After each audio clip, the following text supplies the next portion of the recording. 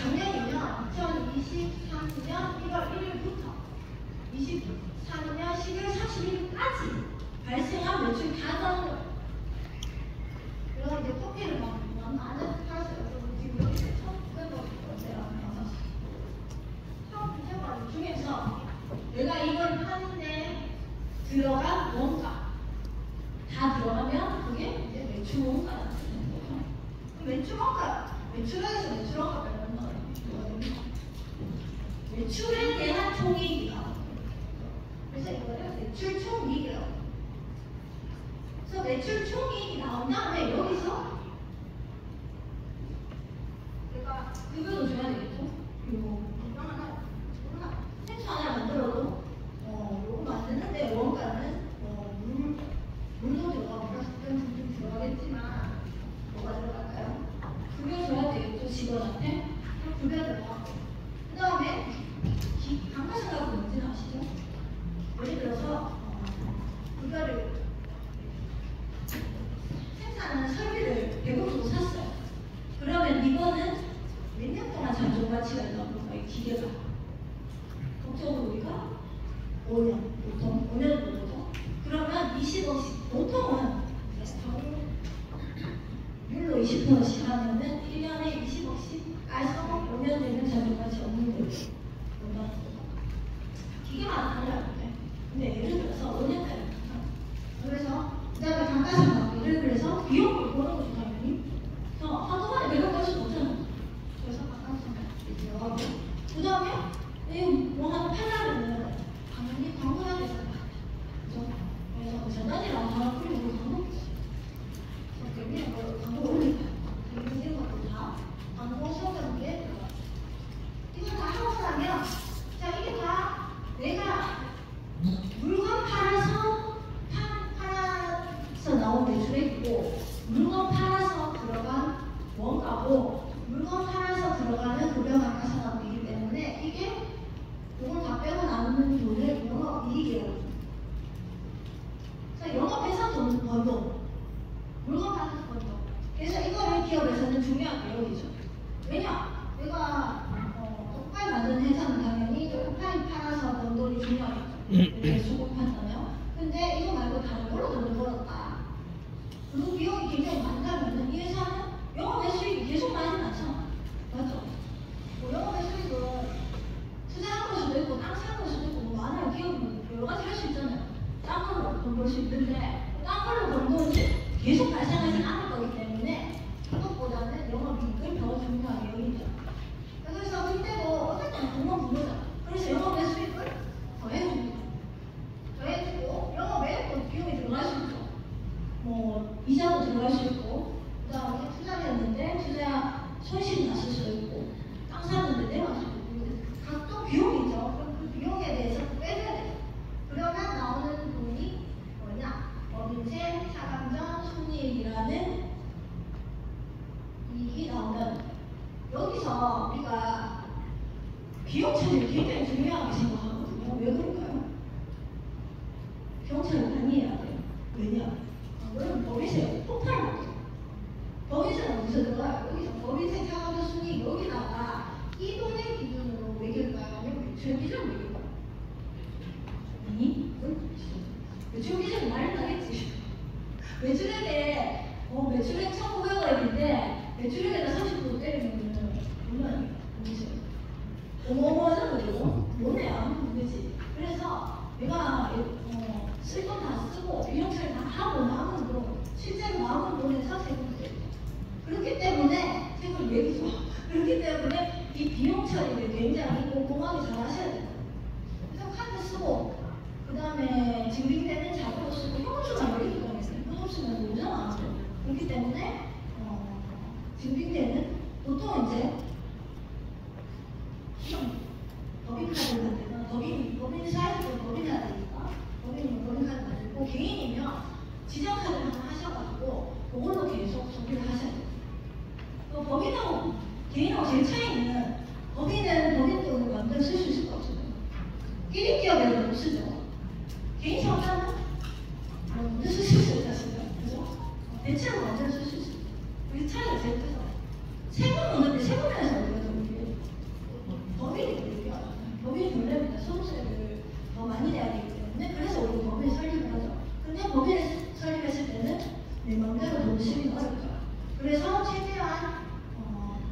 비용을 쓸 수 있는 것들을 비용을 쓰셔야 돼요. 밥도 뭐 사실 밥값도 비용 써야 되잖아요. 그죠? 그거 일일이 다 하긴 못하면 내 혼자 밥 먹으면 너무 밥 먹어요 사실. 근데 보통 이제 주말에 법카드 쓰지 말고 그 다음에 주말에 왜냐하면 비즈니스를 한다고 잘 안 되니까.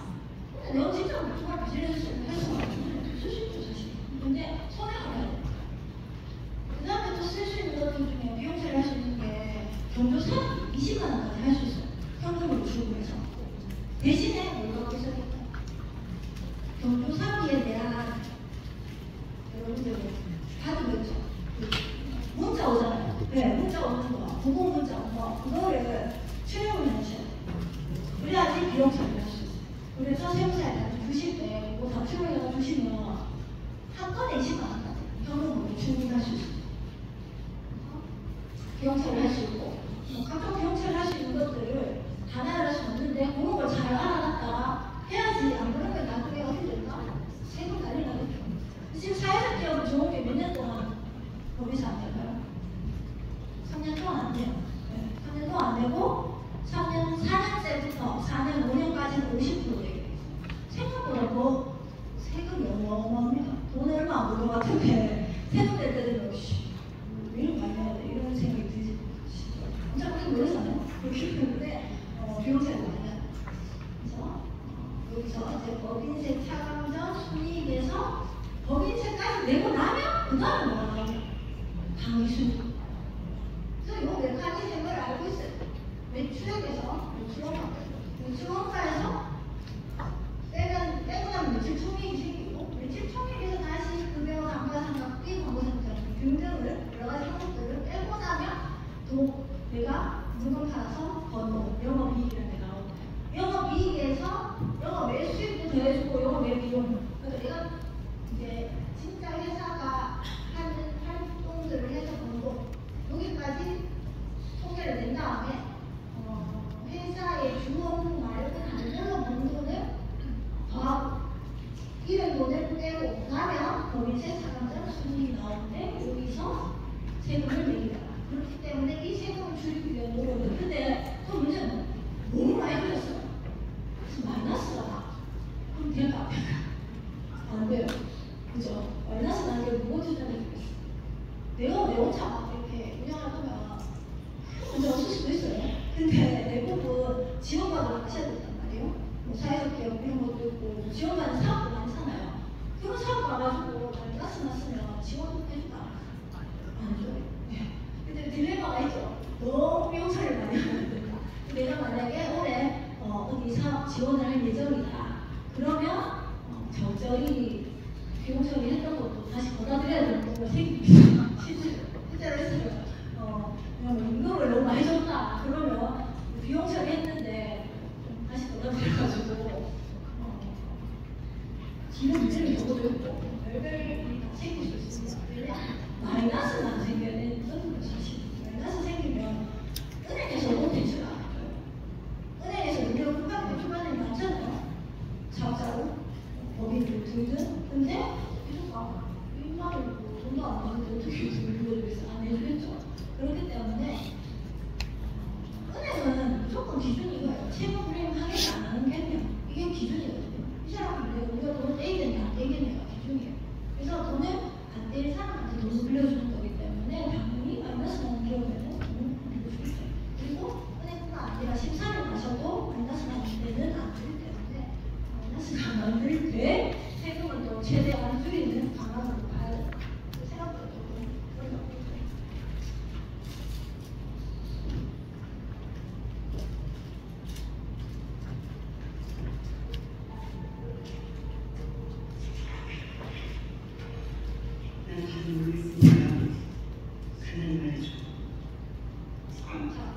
여기서 이 드라마 보시면 보셨어요? 엄청 유명해서 이거 제목이 부부의 세계. 부부의 세계. 굉장히 유명해요.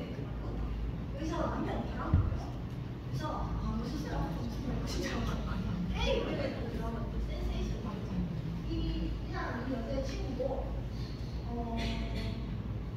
남편이 이제 바람고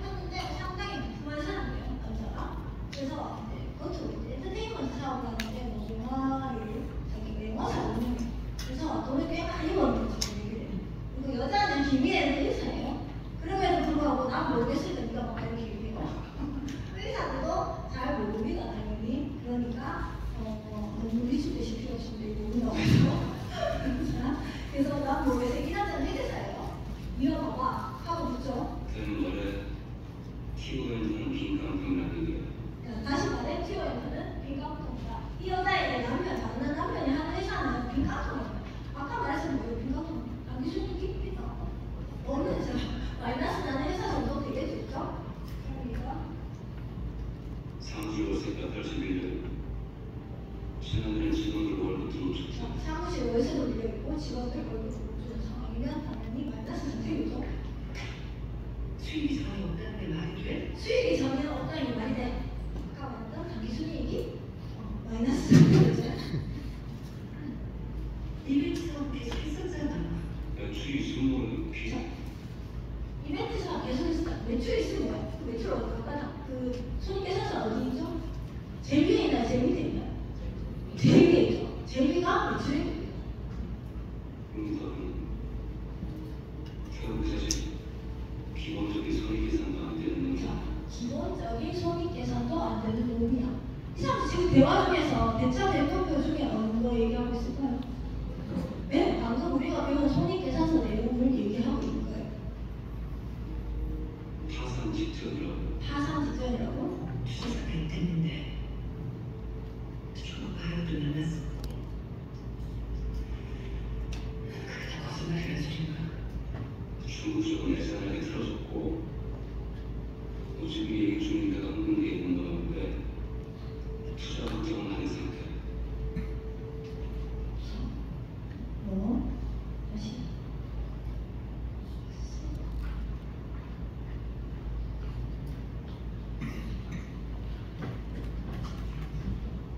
보시면 기본적인 손익계산은 안 되는 놈이야. 여기서 보면 자, 매출액이 아까 원래 빈깡통이었어요. 매출액 없다는 거죠. 매출액은 좀 있는 것 같아요. 매출액은 있는데 해외 사업도 하고 뭐도 하죠. 궁금하게 하는데 자, 뭔가 엄청 많이 들어갔겠죠. 영화 찍는다고. 그리고 그래서 남는 거 없어요. 그리고 급여 원래 줘야 돼요. 당연히. 그죠? 급여 안 주면 회사 당연히 신고 들어오고 엄청 지르는 거 많아야죠. 근데 이제 급여도 안 주고 있고 그다음에 월세 임차를 들어가야 되죠. 여기 비용 중에. 근데 그것도 못 내고 있어요. 그다음에 여기 지금 여기 있는 항목들은 굉장히 뚜렷한 거예요. 여러 가지 다른 항목들이 실릴 수 있습니다. 비용에는 당연히 회사 운영하는 비용. 그리고 그 회사 특유의 계산 항목들이 있어요. 그죠? 다른 회사는 없는데 우리 회사는 있는 계산은 당연히 있잖아요. 우리가 다 같은 물건을 안 팔기 때문에 계산 항목은 다를 수 있습니다. 그래서 결국은 영업이익이 없고 영업의 수익을 투자로 받아서 투자를 많이 가잖아요. 그럼 여기 들어갈 수 있어요. 영업의 수익. 영업에서 번 돈이 나잖아요. 투자가. 그죠?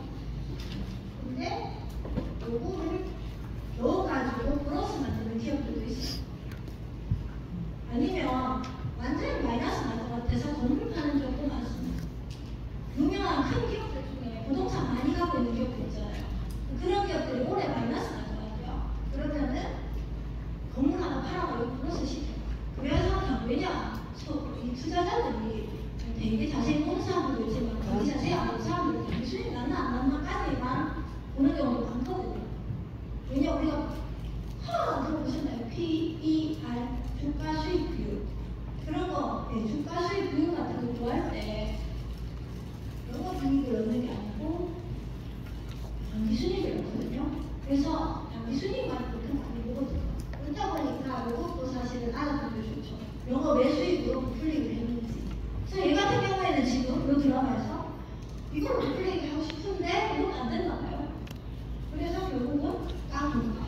이런 내용이죠.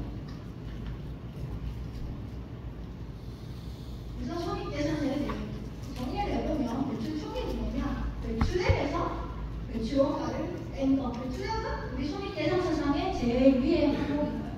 매출액이 매년 감소하는 회사면 좋은 회사가 안 되는 거예요. 당연히 안 되는 회사죠. 작년에 100억이었는데 올해 200억 됐다면 엄청나서 엄청나잖아요. 보통 이런 기업들에게 지원을 많이 해주겠죠. 그 다음에 성장성이 있을 거라고 보이는 기업들. 그래서 매출 원가를 빼면 매출 총액이 나오고 이거는 이제 매출 활동에 직접적으로 관련된 이익이라고 보는 거예요. 만약에 삼성전자 같으면 삼성전자가 휴대폰 팔아서 번 돈은 매출, 주력에서 매출원가에서. 그래서 매출원가는 전자제품을 만드는데 직접 들어간 문제를 놓은 경우 이게 다 들어가게 됩니다. 간접으로 들어가면 여기 하는 거예요. 영업이익 같은 경우에는 여기 지금 방금 얘기한 게 뭐냐? 여기 있는 매출 총익이죠. 매출액에서 매출원가 빼는 게 매출 총익이라는 거. 그 다음에 영업이익이 뭐냐? 영업이익은 아까 말했던 여기서 나오는 매출 총익에서 판매 비용과 관리비. 그러니까 회사가 수행하는 원래 영업활동. 그러니까 예를 들어서 전자제품을 사면 전자제품 팔아서 벌어들인 이익. 이거를 영업이익이라고 부른다. 그래서 영업이익을 중요하게 생각하겠죠. 왜냐? 본연의 활동을 잘해야지. 앞으로 더욱 성장성이 있는 건데 갑자기 이거 말고 딴 걸로 돈 벌어가지고 수익이 나는 기업이다. 그러면 내년에도 이걸 좀 그걸 보장은 안 되겠죠. 그래서 아니면 아예 무조건 확산하면 되는데 그게 아니고서요. 그 다음에 매출 총이익은 요건 같은 거예요. 주식이고 그 다음에 법인세 차감전 순이익은 영업이익 여기 있는 영업이익에서 영업외수익을 더하고 영업외수 비용을 뺀 겁니다. 그래서 이자를 내가 뭐 투자를 잘했어요. 아니면 배당이나 이런 거를 회사 돈으로 주식에 투자를 했는데 이게 제가 그러면 영업외수익이 들어가겠죠. 그 다음에 내가 대출을 받아가지고 돈이 나가요. 그러면 이자 비용이 들어가겠죠. 요거는 빼야 돼요. 그래서 이게 법인세 차감전 순이익이라는 게 생겨요. 그래서 여기서 우리가 비용 처리를 적절하게 잘해야 돼요. 그래서 1인 기업 같은 경우에도 대표 급여를 무조건 많게도 하기 어렵고 작게도 하기 어렵고 왜냐하면 세금 때문에 그 구간을 잘 찾아가지고 넣어주거든요. 안 그러면 세금을 유명하게 많이 내게 되는 경우가 생기죠. 그래서 이 법인세 차감전 순이익을 아까 말했듯이 마이너스 만들면 안 되는데 줄이려고 하는 이유는 세금 때문에 여기서 세금을 내게 돼요. 그래서 이게 이제 손익계산서라는 거. 손익계산서 얘기하면 뭐다? 매출액이 들어가고 매출액에 대한 내가 매출액을 내기 위해서 들어간 돈을 빼면 영업이익이 되고 영업이익에서 영업외수익과 영업외 비용 빼고 하면 법인세 차감전 수익이 나오고 여기서 법인세 빼면 당기수익이 나온다. 그 메커니즘을 알고 있으셔야 됩니다. 다음 한꺼번에 여기 못하겠지만 그냥 이제 기본적으로 이런 구조로 되어 있다. 지금 이런 얘기를 하면 뭐 얘기하는 거다? 손익계산서 얘기하는 거다. 정정하게 되죠. 그리고 그러면 이제 우리가 손익계산서에서 알 수 있는 건 뭐냐? 당기순이익이 말했듯이 어디서 나온다? 법인세 차감전 순이익에서 법인세 빼고 나면 우리가 만약에 개인 같은 경우는 그 벌어들인 돈에서 소득세 내잖아요. 그거 빼면 내 수수익이라는 거예요. 그게 기업의 당기순이익이 어떻게 거죠. 그래서 손익계산서 부분은 뭘 알 수 있느냐? 주당 순이익이라는 걸 알 수 있어요. 여기서 지금 보통 주식수는 안 나오죠.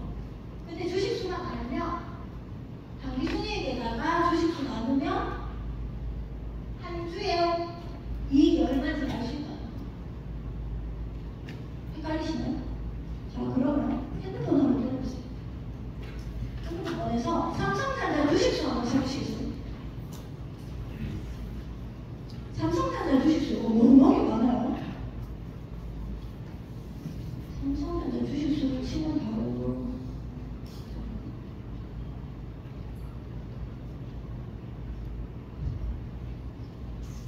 나오나요? 삼성전자 주식수 엄청 많죠?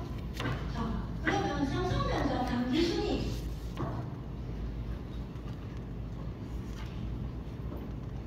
숫자 못하셔도 계산 못하실 거 아니셨어요? 보기만 보세요. 너무 숫자가 삼성전자는 우리나라에서 숫자가 제일 큰 기업입니다. 발행 주식수도 제일 크고 시가총액도 제일 커요. 삼성전자 시가총액이 얼마 정도 돼요?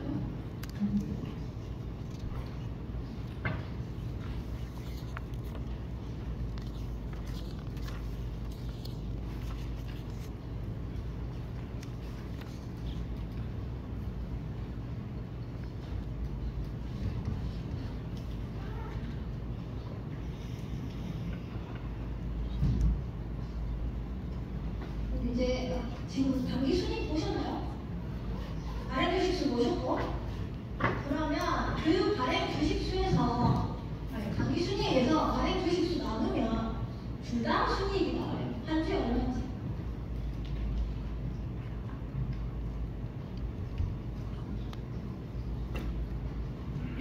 그래서 한 주당 몇 원 나오죠? 한 주당 순이익이요? 6만 6천 아닐 텐데 몇 천 원 아닌가요? 주당 순이익이 어떻게 검색해보세요. 왜냐면 계산하기가 숫자가 너무 커서 헷갈리실 수 있거든요. 삼성전자 EPS 검색하시면 네? 맞죠? 2,000원 나오죠? 2,130원 나오죠? 그래서 어떻게 나오느냐? 삼성전자 단기 순이익에다가 삼성전자가 발행한 주식수 다 나누면 한 주에 얼마의 수익을 내고 있다는 걸 알 수 있다는 거죠. 자, 이 정보가 어디서 나온다? 손익계산서에서 나온다. 발행 주식수는 회사마다 다르겠죠. 당연히 내가 처음에 회사를 설립할 때 액면가 5,000원에 100주를 발행합니다. 아니면 액면가 5,000원에 만주를 발행합니다. 10만주를 발행합니다. 이런 식으로 해서 삼성전자가 처음에 설립할 때는 발행을 했는데 그 후에 발행한 다음에 삼성전자 주가가 얼마까지 갔었어요? 한때 200원까지 갔어요. 그래서 액면 분할을 했죠. 그럼 쪼개면은 숫자가 개수가 바뀝니다. 계속. 그래서 지금은 너무나죠. 주식수가.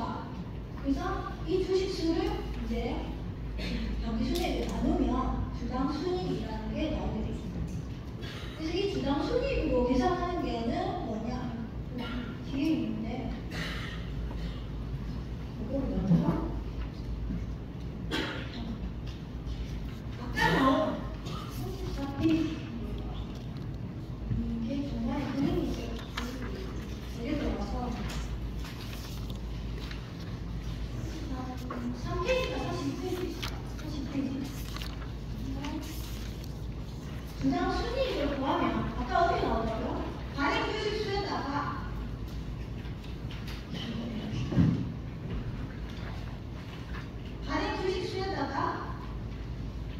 단기 순이익에다 발행 주식수를 나누면 주당 순이익이 나온다 했죠. 그러면 삼성전자의 현재 주가 85,000 정도 하죠? 이거를 갖다가 주당 순이익이 얼마면 2,100원? 2,100원을 나누면 퍼랑 200 나온다는 거예요. 여러분 퍼랑 많이 들어보셨죠? 그건 이렇게 구하면 주가 수익률, 그러니까 주가가 한 주당 수익에 비해서 얼마에 거래되고 있느냐. 그럼 삼성전자는 지금 8만원이니까 2,000원. 몇 배입니까? 삼성전자 퍼치 뭐 나오죠? 네, 39.6배에 거래되고 있다. 우리나라 평균 톤이 얼마일까요? 우리나라 평균 톤은 한 15 정도 돼요. 근데 외국 기업들, 테슬라 같은 경우는 100이 넘어가고, 근데 우리나라 기업들은 만약에 100이 넘어가면 굉장히 가려져요. 카카오가 한때 2, 3년 전쯤에 100이 넘어갔어요. 근데 수업할 때 분명히 카카오 떨어질 거예요. 근데 나라는 훅훅 쳐나갔어. 이게 너무 낮은 문제죠. 너무 낮은. 왜냐? 주가가 수익성에 비해서 너무 높게 거래되고 있다는 게 하나 높은 거고, 주가가 수익성에 비해서 너무 낮게 거래되고 있으면 하나 낮은 거예요. 근데 너무 낮으면 성장성이 없다고 보는 거죠. 그래서 사람들이 주식 주식을 안 사기 때문에 낮은 거고, 너무 높게 거래되고 있다. 이러면 이미 너무 가려졌다는 거죠. 그래서 적절하게 잘 비교하고 이 수익성도 보고 해서 이제 거래를 하게 돼 있는 거고, 이 해외 주식 같은 경우에는 테슬라나 뭐 구글이나 이런 것들이 굉장히 높아요. 왜냐? 성장성이 굉장히 높다고 보기 때문이죠. 다시 보면, 그래서 이거는 뭘로 알 수 있느냐? 손익계산서를 보면 알 수 있는 내용이에요. 주당 순이익도, 주가 수익 비율도 손익계산서에 있는 항목을 통해서 나온다는 거다. 이거를 알고 계시면 돼요. 말했듯이 예를 들어서 손익계산서 보고는 EPS를 알 수 있고, 그 다음에 자본금이 7,500만 원, 회사가 액면가가 5,000원 하면 EPS 아까 말했던 주당순이고 이 회사 주당순이 지금 삼성전자 굉장히 비싸요. 2,200원이에요. 앞에 있는 우리가 받는 예시기업이에요. 예시기업이 교과서에 나온 기업인데 이 예시기업이랑 삼성전자랑 주당순이익은 비슷해요. 근데 아까 뒤에 보면 이 기업은 허가 18만 나왔거든요. 그러면 이 기업이 허가 얼마예요? 삼성전자는 38만. 삼성전자 당연히 높고 주가가 높게 시장되어 있죠. 근데 사람들은 그래도 수익성이 똑같아요. 수익성이 똑같은데 더 비싸게 더 내는다는 거 그 말이 있어요. 한 주당 내가 2,000원의 수익을 남기는데도 어떤 기업은 8만 원을 팔리고 어떤 기업은 4만 원을 팔리고 있어요. 그죠? 그거 왜냐? 미래 성장 가치를 반영하기 때문에 사람들이 삼성전자는 더 이 기업보다 성장할 걸 생각하기 때문에 8만 원 정도 사는 거예요. 앞으로 누구 떨어서. 자, 그래서 자본금은 어떻게 구하냐? 자본금은 액면가로예요. 시가총액은 어떻게 구하냐? 시가로, 시가. 그래서 여러분 시가총액이란 말을 많이 들어보셨죠? 요거는 헷갈려서 알고 넘어갈게요. 자, 발행 주식수 아까 몇 주도 봤죠? 엄청 많잖아요. 그 발행 주식수에다가 주가를 곱하면 지금 삼성전자 얼마예요? 8만 3천 원 정도 하죠? 8만 원 나고요. 그거 곱하면 삼성전자의 시가총액이 나오잖아요. 그러면 삼성전자 시가총액 지금 얼마예요? 검색해주시죠. 얼마요? 500조. 그러면은 우리가 주가 얼마인지 알잖아요. 그럼 발행주식 두 개 곱하면 이제 시가총액이 나온다는 겁니다. 근데 삼성전자가 그냥 조금 다르게 나올 수도 있는데 엄선주도 있고 뭐 다른 것들이 있어서 약간 다르게 나올 수 있는데 일반적인 기업들 우리가 검색했을 때는 발행주식수에다가 주가를 곱하면 이 회사의 시가총액이 나온다는 거예요. 시가총액이 왜 중요하냐? 시가총액은 기업의 가치죠. 기업의 크기고요. 우리가 제일 쉽게 비교할 수 있는 수단이거든요. 그래서 우리나라에서 삼성전자가 차지하는 비중이 몇 프로예요? 몇 프로? 20%. 엄청나죠? 우리나라 전체 시가총액이 2,500조가 안 되거든요. 그 중에 500조를 우리나라 전체 나라에서 그 중에 500조를 삼성전자가 차지하고 있고 2위가 하이닉스예요. 하이닉스가 한 100조가 안 돼요. 지금 최근 이거랑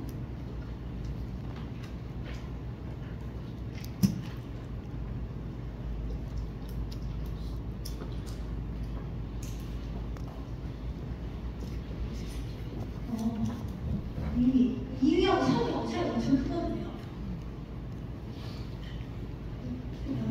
100조 되는 기업이 몇 개 없었어요. 우리나라에 5개가 돼요. 최근에 하이닉스가 많이 엄청 많이 올랐죠. 그런데 삼성전자 사람들이 헷갈리는 게 삼성전자 8만 원이고 하이닉스 22만 원, 23만 원인데 하이닉스가 더 가치 있는 거 아니야? 맞나요? 아닐까요? 뭘까요? 그래도 시가총액을 말해요. 발행 주식수가 많잖아요. 삼성전자 훨씬 하이닉스보다 훨씬 많습니다. 그래서 발행 주식수를 곱해보면 하이닉스 같은 경우에 22만 원에다가 얼마를 곱하면 160원 나오겠죠. 우리 삼성전자는 8만 원에다가 훨씬 많은 발행 주식수를 곱하기 때문에 500조가 넘어가는 거죠. 그렇기 때문에 발행 주식수를 곱한다는 것을 알고 계셔야 돼요. 되게 이제 엄청 쉬운 것 같지만 생각보다 사람들이 헷갈려요. 왜? 학생들도 LG가 20만 원이니까 예를 들어서 삼성은 10만 원인데요. 그러면 LG가 2배 더 좋은 거 아니에요? 이렇게 생각하는 경우가 있잖아요.